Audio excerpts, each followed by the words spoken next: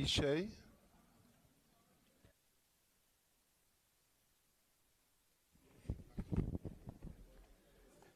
Good afternoon, Speaker, Executive Mayor, Whip of Council, and fellow colleagues. If you've ever stopped to appreciate a sunrise, whether it be with a loved one or on your way to work, or simply because your 4-year-old decided you didn't need to sleep anymore, you soon realize that you may witness the first rays of sunlight that begin to illuminate the world, but you don't feel the warmth of the sun until about an hour later.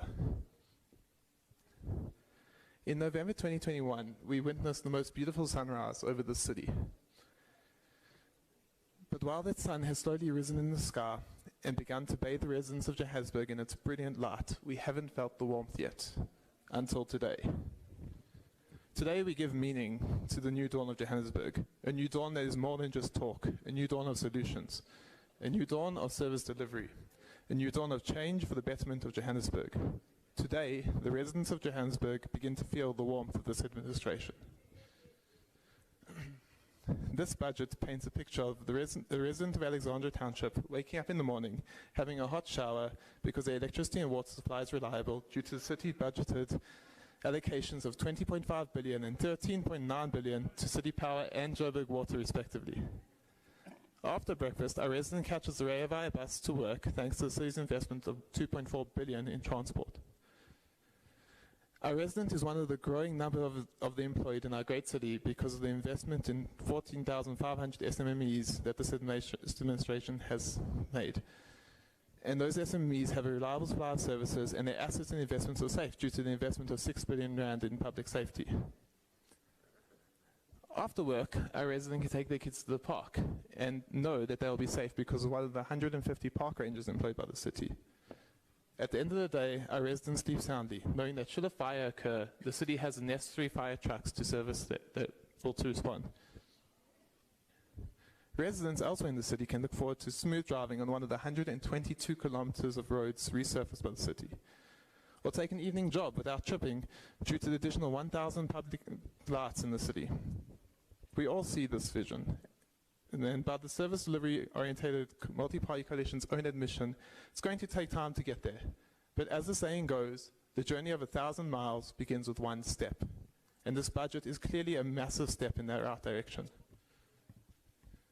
It's plain to see for anyone going through this budget that this administration has its ear to the ground. This budget is about no-nonsense service delivery. It's got no vanity projects, no 22 million rand flagpoles. It builds no monuments to celebrate mediocre governance. It is a budget about repairing what is broken. It's a budget that begins to eradicate the normal hardships we all too often find in this city. And it is a budget of renewal. This budget is truly about putting the residents of Johannesburg, irrespective of background, first, and not just for today, but for many years to come. Recently, I've spent some time engaging with the residents of Ward 53 in Soweto, which is not only geographically opposite to Ward 72, the northeastern ward which I've been elected to represent, but so different on a socio-economic level. When you look at these two wards worlds apart from each other, you'd think it's almost impossible to marry the needs of the two within a single budget, but yet it has been done. The residents of Lefering in Ward 53 will be getting the park they so badly desire, and the residents of Ward 72 will be getting a new standby feeder board at Greswold substation to increase the reliability of the electricity supply. These are but two examples of the unbelievable balance that has been struck within this budget.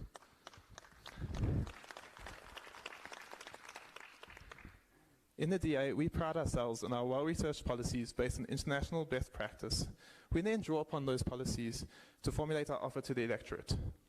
What we pride ourselves even more on, though, is following through on our promises and implementing our service delivery agenda.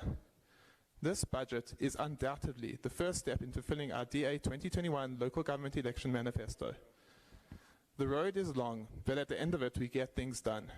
We not only support this budget, but we wholeheartedly endorse it and are proud of our efforts of our MMC, Sotheby, and her team in preparing this budget. We welcome the investment in better customer service when dealing with the city's finance department, but also the increased efficiency of the city's clinics through the e-health program. We must note the increases in rates and tariffs from the city, and whilst it's never easy to pass on increases to the residents of the city, we must applaud the efforts made to keep these increases to an absolute minimum. Today, we begin to feel the warmth of this new administration. Next year, we will be even warmer. And before we know it, the citizens of Johannesburg will be basking in the golden midday sun provided by this government. Thank you.